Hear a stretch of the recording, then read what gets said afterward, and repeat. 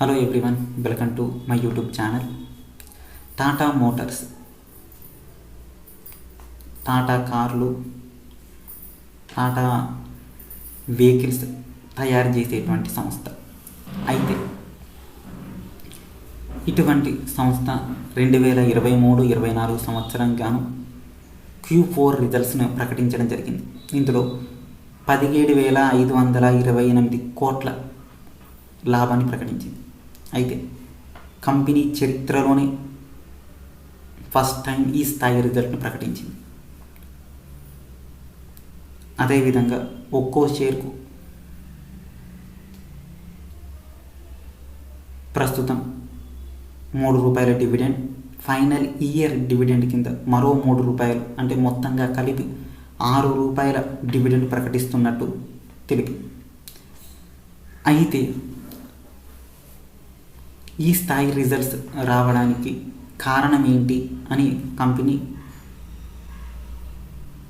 ఒక విషయాన్ని తెలియపరిచింది. టాటా మోటార్స్ ఇక నుంచి రుణరహిత సంస్థగా ఉండబోతుందని, అంతేకాకుండా ఇది వరకు చేసినటువంటి రుణాలన్నీ కూడా తీర్చడం జరిగింది. ఇక నుంచి కంపెనీ ఎటువంటి రుణాలు లేవు, తద్వారా ప్రాఫిట్స్ పెరుగుతూ ఉంటాయని చెప్పడం జరిగింది. దీంతో కంపెనీ గ్రోత్ అధికంగా ఉంటుందని చెప్పడం జరిగింది. దానికి నిదర్శనమే ఈసారి వచ్చినటువంటి రిజల్ట్స్ అని కూడా చెప్పడం జరిగింది.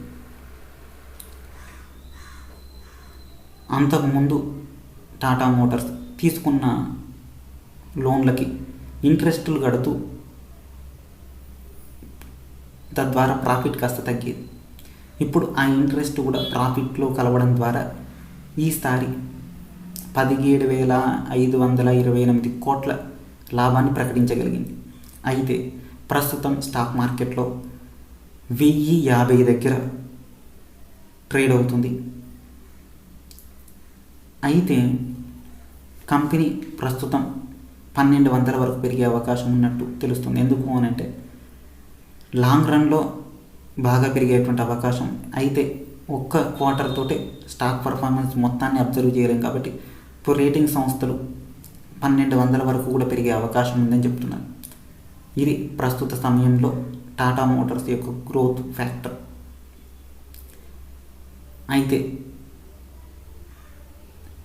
స్టాక్ పర్ఫార్మెన్స్ బెటర్గా ఉంది కాబట్టి లాంగ్ టర్మ్ ఇన్వెస్టర్లకు ఇది ఎక్కువ యూజ్ అవుతుంది. లాంగ్ టర్మ్ ఇన్వెస్ట్లో మరో 2 సంవత్సరాల్లో 2,000 వరకు కూడా షేర్ ధర పెరిగే అవకాశం ఉంటుంది.